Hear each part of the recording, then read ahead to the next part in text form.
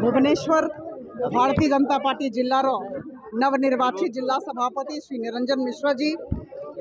और खुर्दा बीजेपी जिल्लार जिला सभापति श्री विश्वरंजन बड़जेना जी संबर्धना सभा थिला। आमे समस्ते एकाठी हेइथिलु। आमे समस्ते मिसिकी एठी सरकार गठन करिछु और वर्तमान आगामी दिन बहुत आह्वानपूर्ण अछि। आमरो विभिन्न स्तर रे इलेक्शन हबो। सो इलेक्शन रे local elections local body elections हबो से विषय आमे आलोचना करूथलु और से माने दुई जन जे आसी छंती नुआ से माननको सब प्रकार सहयोग आमे करिबु। गोटे सुंदर संगठन भुवनेश्वर रे और खुर्दा रे तैयारी हबो। मोर संसदीय क्षेत्र रे दीटा भारतीय जनता पार्टी रो जिला ये जिला रो दी जन सभापति पर्यायक्रमे विभिन्न लोकों संगे विभिन्न कार्यकर्ता संगे विभिन्न जो माने जीति से सरपंच हूँ समिति सभ्य हूँ विभिन्न पर्यायर आलोचना होउछि आलोचना पर निर्यास बाहर निकट में देखिथे एमबीके एवं सीआरपी रो जो भौणी माने आगुरी आंदोलन करथिले तांको कथा समाधान से भावे विभिन्न वर्गर लोकों संगे जार जार असुविधा सब थिला ताकू पर्यायक्रमे आलोचना माध्यम रे समाधान होउछि। सरपंच माने बसिचंती आउ विभिन्न जो माने जार असुविधा अछि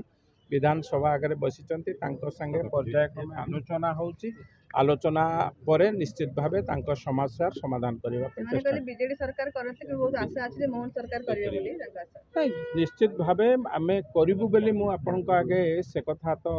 कारण सरकार आलोचना करिवे एवं जोटा लोकाभिमुखी ये सरकार होउची लोकंकर सरकार साधारण लोकंकर मुख्यमंत्री बोली आमे कहू जो मुख्यमंत्री विगत वर्ष धरी चलित आगुरी जी मुख्यमंत्री थे साधारण लोकों को देखा दौन ये जड़े मुख्यमंत्री आसिला परे जन शुणाणी होउची साधारण लोकों संगे मिसुचंती एवं तांको ठारू दाबी नहीं समाधान बाट बाहर कर भावुची साधारण लोकों समस्या समाधान हम सबु श्रेणी सबु वर्गंकर लोकों समस्या समाधान। धन्यवाद। पार्टी यहाँ गोटे सांगठनिक प्रक्रिया तेणु जो माने भारतीय जनता पार्टी काम करती से माने ये सब कथार अभ्यस्त कारण नियमित व्यवधान में पार्टी परिवर्तन हुए जेहेतु आभ्यंतरण गणतंत्र अच्छी भारतीय जनता पार्टी एकमात्र दल जो आभ्यंतरण गणतंत्र अच्छी और प्रति 3 वर्ष थे आमर सांगठनिक परिवर्तन हुए तेणु से प्रक्रिया रे आमको पार्टी दायित्व देती पूर्वर विभिन्न जगह आम विभिन्न समय विभिन्न दायित्व रे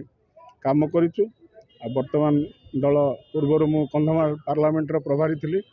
ता पूर्व ढेंकानाल पार्लियामेंट भी प्रभारी थी तेणु दायित्व ये गोटे आसवा जीवा गोटे प्रक्रिया आज संगठन भितर आम लंबा समय काम करी पार्टी आमको सम्मान देला भुवनेश्वर भाया आ गोटे गुरुत्वपूर्ण जिले में आ निश्चित भाव में खोर्धार आमर जी सभापति हेले मोर सान भाई लुलु बड़जेना एवं भुवनेश्वर रे आम 2 जन को आज जो पार्लियामेंट क्षेत्र सबू कार्यकर्ता भाई और भौणी मैंने आज सम्मानित कले आम कृतज्ञता जनाऊँ पार्टीर केंद्र एवं राज्य नेतृत्व एवं विशेषकर आमर जो कार्यकर्ता भाई भौणी मैंने एवं भुवनेश्वर रे आमर भुवनेश्वरवासी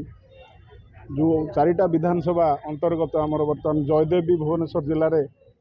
आउ जोड़ी है खोर्धारू आसिक तो भुवनेश्वर कलेवर वृद्धि होती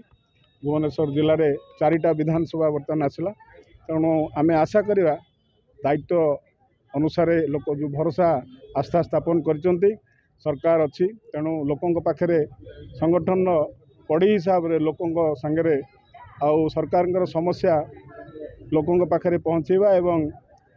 सरकार योजना लोकों पाखे पहुँचेबा एवं गोटे समन्वयर जो काम जोटा संगठन करे से कथाटा को आम करवा समस्त को आपण मानक समस्त को एवं विशेषकर कार्यकर्ता एवं भुवनेश्वर जनसाधारण को मु आगामी दिन में आमको जो दायित्व मिली आम निश्चित भाव में आउ से दायित्व निभेवा से भरोसा संगठन आम पर रखी आम प्रतिश्रुति भी दौचु एवं समस्त को कार्यक्रम धन्यवाद जनाऊँ।